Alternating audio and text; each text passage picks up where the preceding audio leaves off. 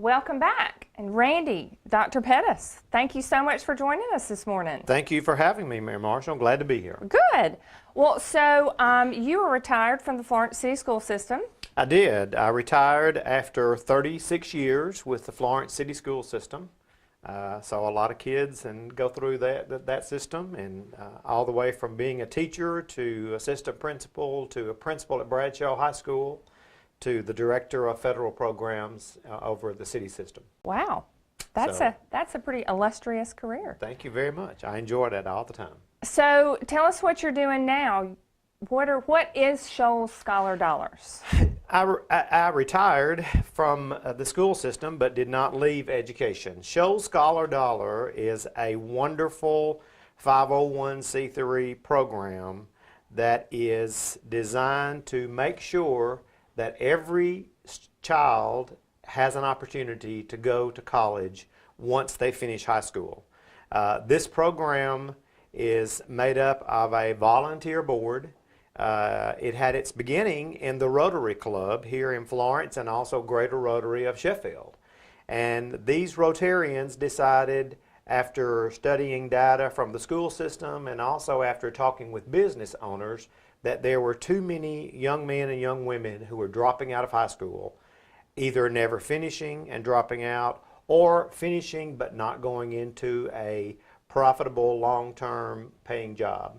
So this program was born, which basically says this: we are going to send these kids to college for 2 years free once they graduate any of the 17 high schools in Colbert and Lauderdale counties. Wow, that's a great program.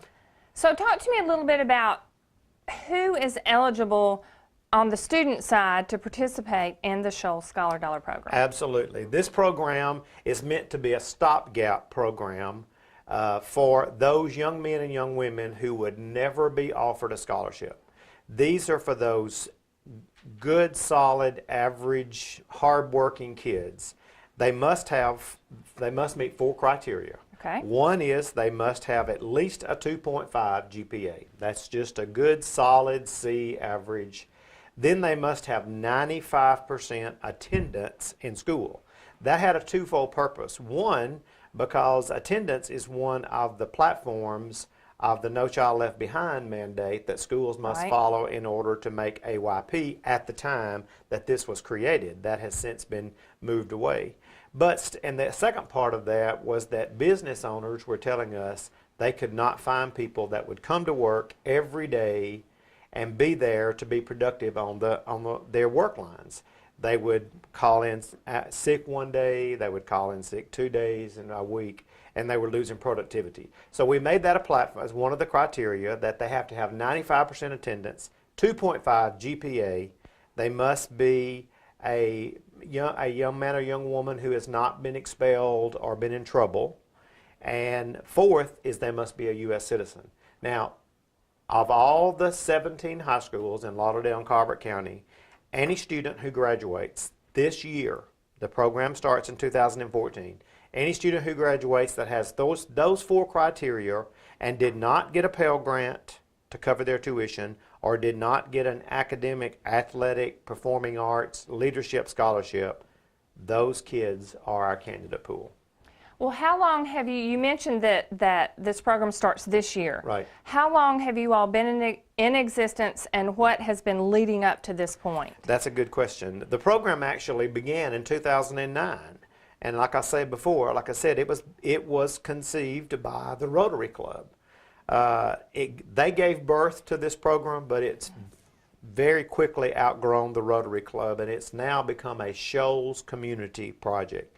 It started in 2009 with about $10,000 of seed money given to the program to start raising funds and promoting the program. We had to brand the program. We had to make sure that it was widely known, which of course it would not be just by being created.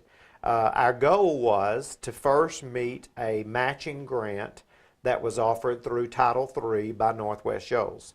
That was our first goal. In 2009, it was meant to be revealed to the public. Well, in 2009, You recall that we had the devastating tornadoes that Right. hit this area. Right. So the board felt like they could not bring this program out asking for money in the middle of such crisis here in our area. So they put it on the back burner and let it rest for a year. I came on board in 2011 when I retired. And at that time, we began raising money to do fundraisers for this program that will now offer the first set of scholarships this year in 2014. Great. Well, what a nice program to have. And when we come back from the break, I'd like to talk to you about how it's funded and what is going to happen this spring with those recipients. Absolutely. So we'll be right back after the break.